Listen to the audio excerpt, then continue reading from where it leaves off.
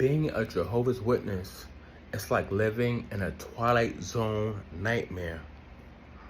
Part 2. So the first video I made was 9 months ago, right? This is the first video, this is the first continuation that I've made that was 9 months in between, right?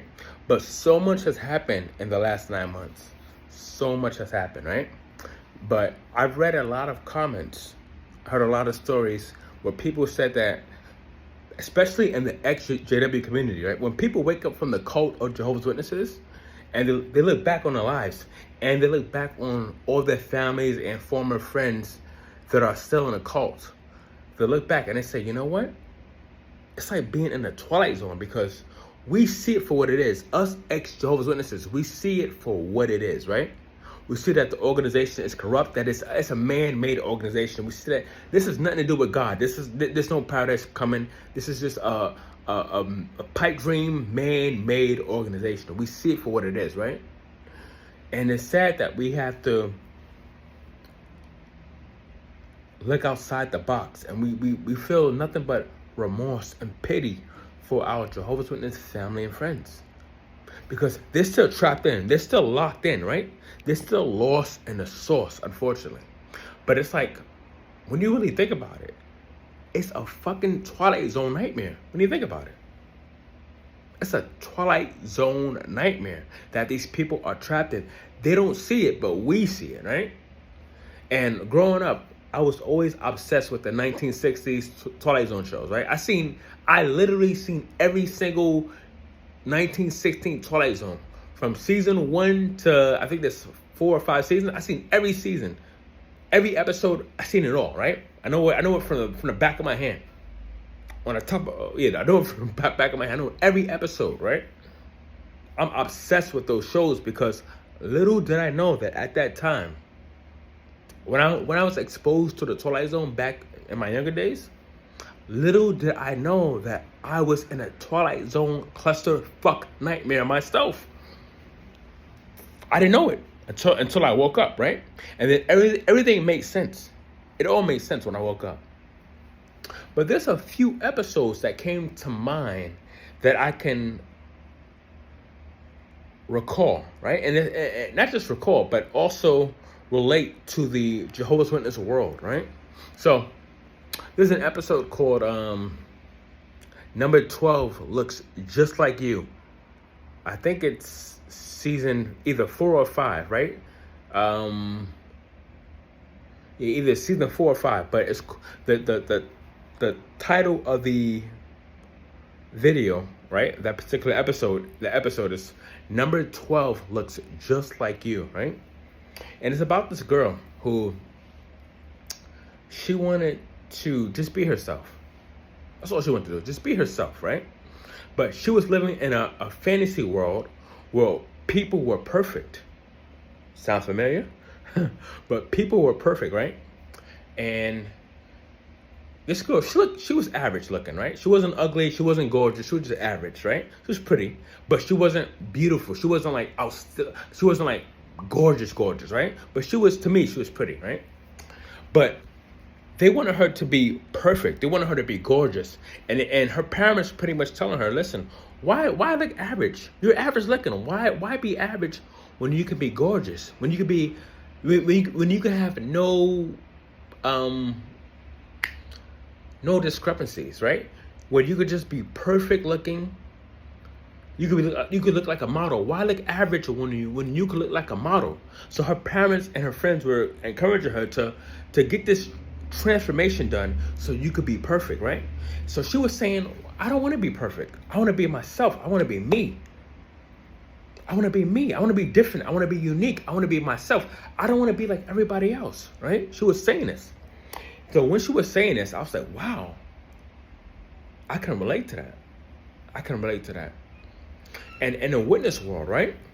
This is why I compare the Twilight Zone to the witness world, to the Jehovah's Witness world, because as a witness, you are instructed to be like everybody else.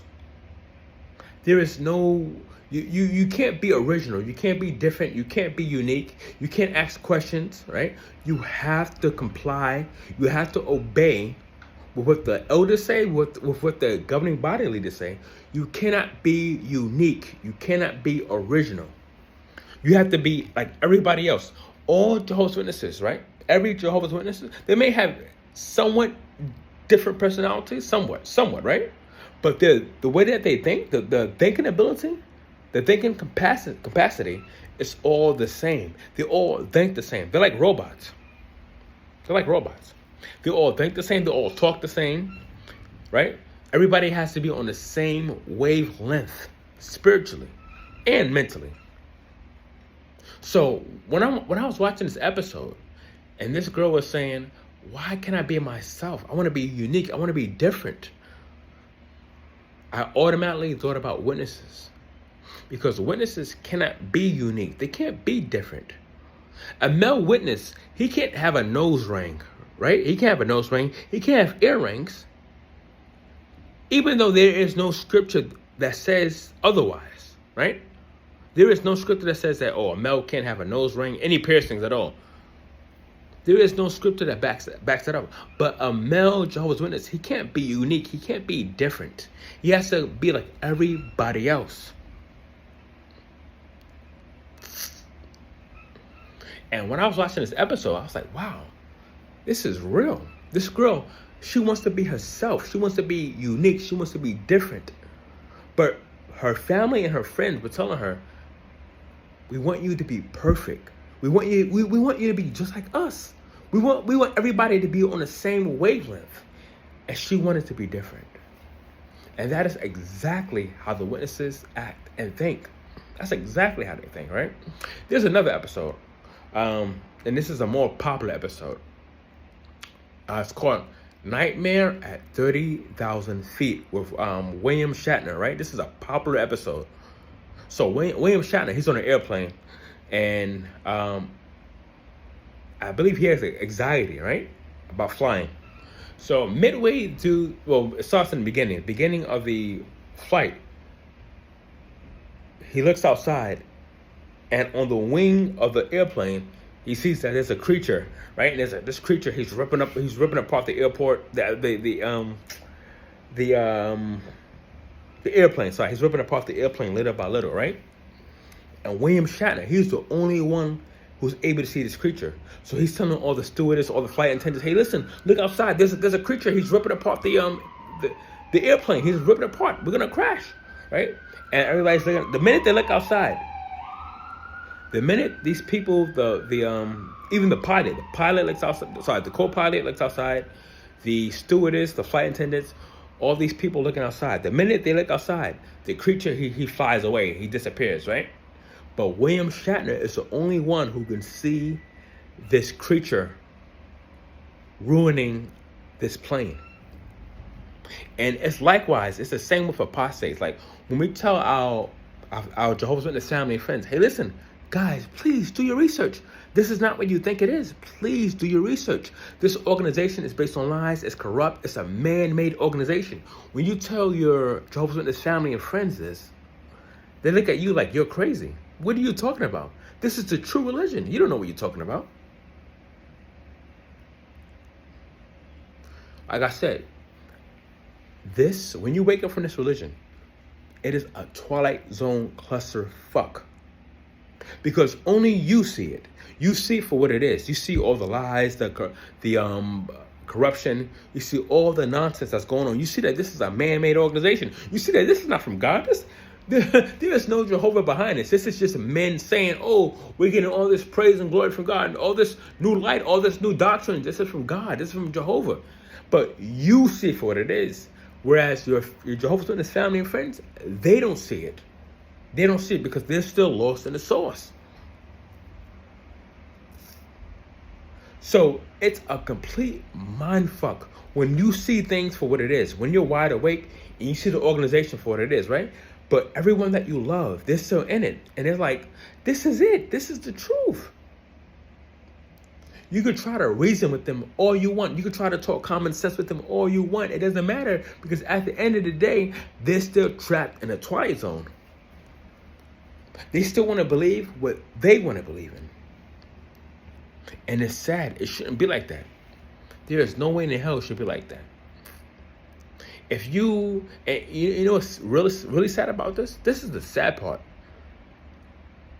Families, parents, siblings, whatever. If people are trying to wake them up, let's say they're the siblings, their kids, their parents, their JW friends that they've known for 20 plus years, right? If they try to wake them up and say, hey, listen, guys, I know you believe with all your heart. I know you believe with all your heart that this is the truth. But I'm here to tell you, this is not what you think it is. And I have no reason to lie to me. You guys know me. You know me. You don't know these 9 men in upstate New York. You don't know these men. You know me. I'm your family. I'm your friend. You know me for how many years?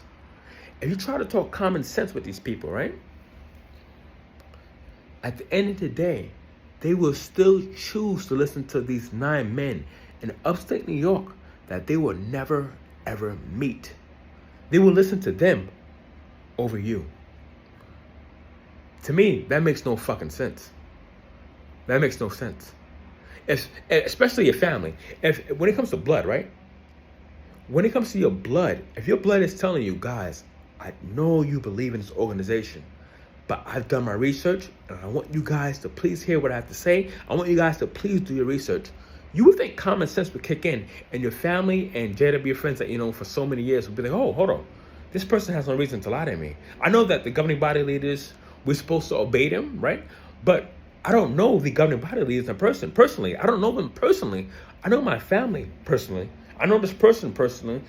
This Jehovah's Witness friend who's now in doubt. They now have questions. I know them personally. Let me hear what they have to say, because why would they give up living forever and proud they serve? Let me just hear what they say. You see, that doesn't happen with Jehovah's Witnesses. That doesn't happen. And that is why I say this is a Twilight Zone clusterfuck. This is a Twilight Zone clusterfuck, because Jehovah's Witnesses, they don't use common sense. If a loved one comes to them and say, listen, guys, please do your research, the first thing they do is get defensive. Whoa. You want me to do research outside of jw.org? You don't believe in what the governing body leaders are saying? You're supposed to believe and have faith in these men blindly, just like we do. We don't have any solid proof that these men are God's spokesmen. We don't have any proof. We just believe, and we will sacrifice our whole life. So why don't you do that? You see, when you say it out loud, right? When you say that out loud, it makes no sense. I wish that every Jehovah's Witness could say it out loud. We believe blindly, with no solid proof, that these governing body leaders are God's spokesmen. We believe. We have no proof. We just believe. And we are ready to waste our entire life in this belief. When you say that out loud, that makes no fucking sense. Because when you say that out loud, every Jehovah's Witness on this planet should be like, whoa. Let's use our common sense. Let us put this to test. If these governing body leaders are who they say they are, let us do our research, not just from jw.org, but from all aspects around the globe, around the internet. Let's use every opportunity we can to make sure that this is the truth. A Jehovah's Witness would never say that. That is why I say, once again, this is a Twilight Zone clusterfuck. Because when you think about it, why would anybody invest their entire life into something when they can't even validate it? A Jehovah's Witness can never validate that this is the truth. It's all, like I always say in my videos, it is all faith-driven. People will shun their family and friends. They will let their kids die. They will let the family members die over something that they think is the truth. They can never prove that it's the truth. They think it's the truth. They want it to be the truth. They hope that it is the truth. But a Jehovah's Witness can never say, this is the truth. And I have 100% proof that this is the truth. No. So when you really think about it, this is a Twilight Zone fucking nightmare. This is a Twilight Zone clusterfuck. This is the Twilight Zone. We are living in a modern day Twilight Zone. You can make a sitcom out of the Jehovah's Witness organization. You can make a Twilight Zone sitcom out of it, because it makes no sense to shun your family and friends over something that you think, quote unquote, think is the truth. You have no solid proof that it's the truth. Now, going back to the 1960 Twilight Zone episode I just told you guys about, Nightmare at 30,000 feet with William Shatner, right? Now, no one believed him. He was looking outside at the window. He was looking outside, right? And he saw this creature ripping up apart the airplane. This creature was just tearing wires apart on one of the wings, right? So William Shatner, he's about to have a heart attack. He's looking outside. So, oh, we're about to crash. Oh, God, this creature is messing up the airplane. And the minute people would look outside, no one saw what he saw. He was the only one who saw it, right? But at the end of the episode, when the plane finally landed, you saw there were marks. There were marks from that creature, scratch marks. The wires were pulled apart and all and whatnot, right? No one believed him until the plane actually landed. All these Twilight Zone episodes, I wish I was exaggerating. I literally seen every single one of the 1960 black and white Twilight episodes. I seen every episode. I know them all by heart, right? And every episode, there was a cliffhanger at the end because nobody saw what was coming.